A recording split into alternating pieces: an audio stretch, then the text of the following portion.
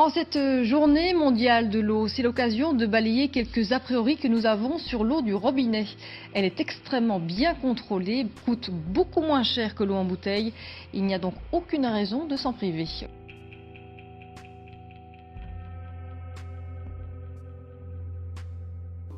Prendre un médicament, un geste anodin. Les Français en sont les 4e consommateurs mondiaux. 33 milliards d'euros en 2007. Plus que le budget alloué à l'environnement cette année. À n'en pas douter, les Français se soignent et au passage, soignent leur environnement. Les médicaments constituent une nouvelle forme de pollution invisible.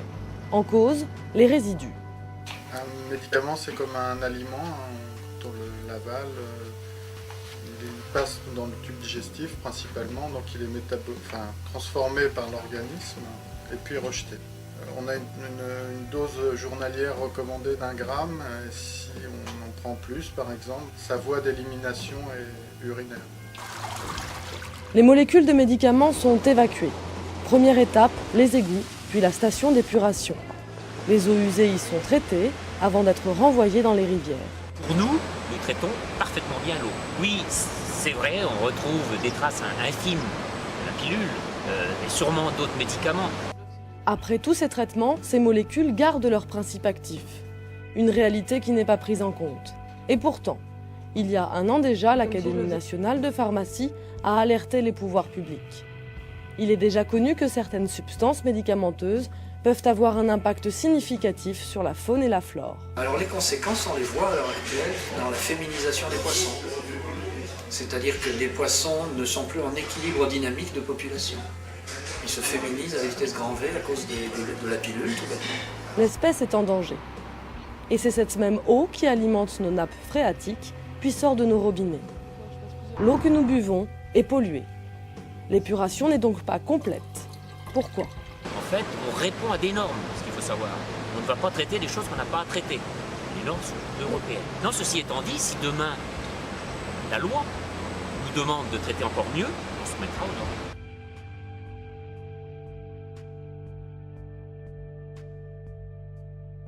Pourquoi la France ne protège-t-elle pas sa population contre le risque aluminium? Tout s'est joué il y a 12 ans, quand le ministère de la Santé a enterré ce dossier.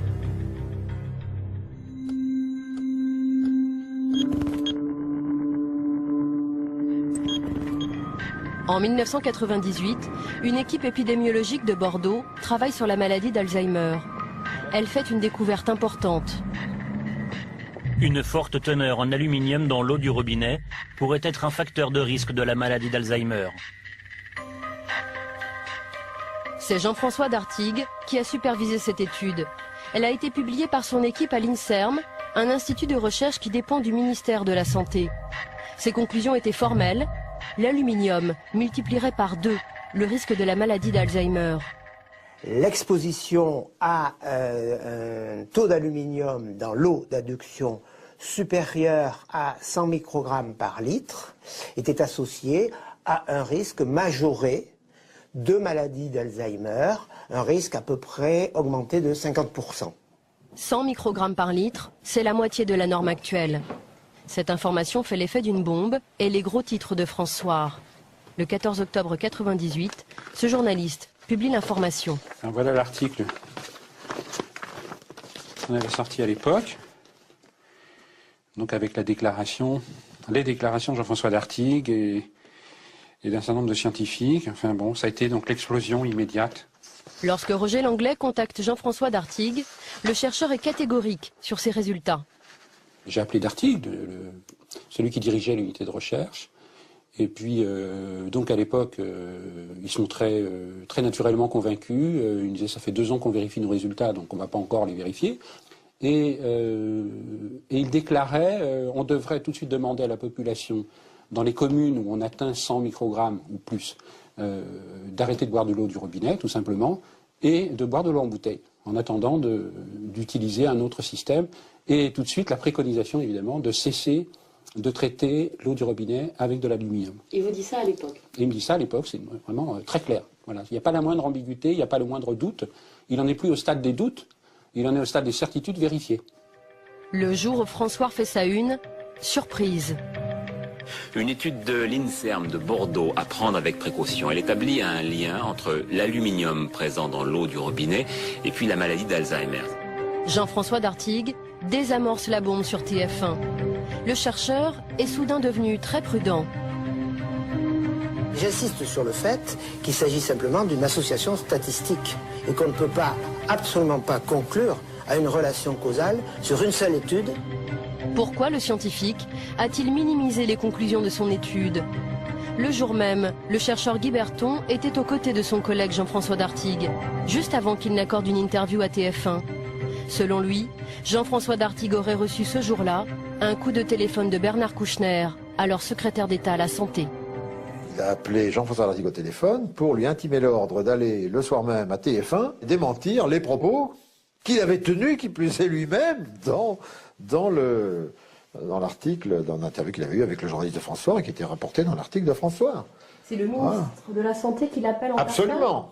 Absolument. C'est ce que m'a dit Jean-François Dartigues en revenant, en disant « Monsieur Berton, je suis désolé, je ne pourrai pas assister à votre séminaire de cet après-midi parce que Kouchner me demande d'aller à la télévision ce soir à TF1, sur TF1, démentir les propos tenus par mon équipe et moi-même concernant l'aluminium. » Certaines personnes m'ont dit que vous aviez reçu un coup de fil le jour justement de cette une pour vous demander d'aller minimiser un peu votre étude. Non, absolument pas.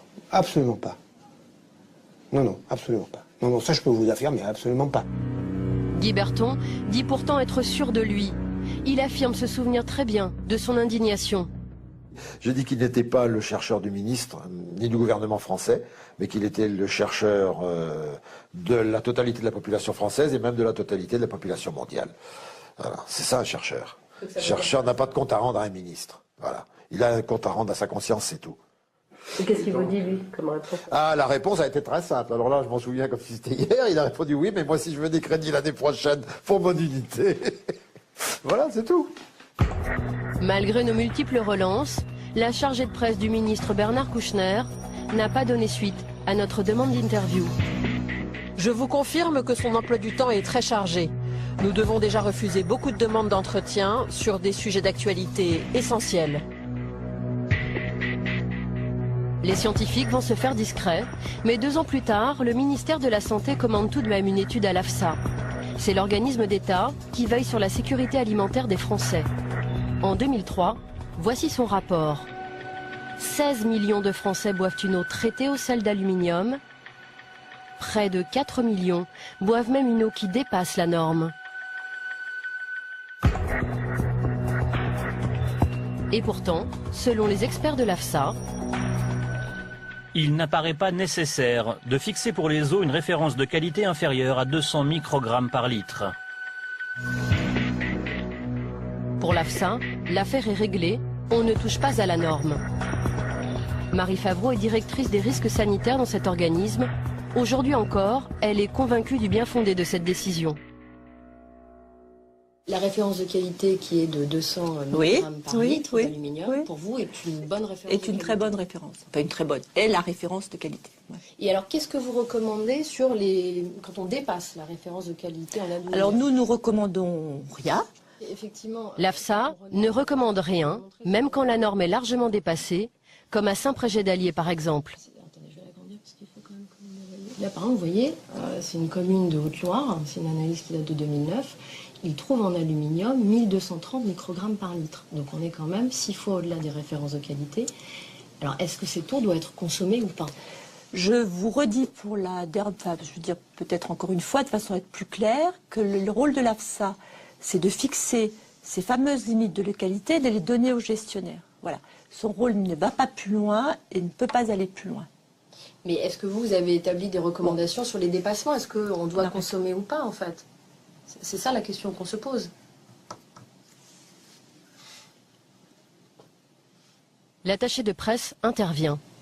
Sophie, je pense hier, on n'aborde pas les questions de la gestion. Ça, c'est le gestionnaire. Oui, mais c'est savoir quelles recommandations on a sur les dépassements de référence de qualité, en fait. Est-ce qu'il y a des recommandations ou pas qui existent, en fait? Est-ce qu'on peut couper l'émission? On coupe l'émission. Voilà, c'est tout. Mais en fait, j'aimerais comprendre pourquoi. Moi, je vous demande... Je vous demande de couper l'émission.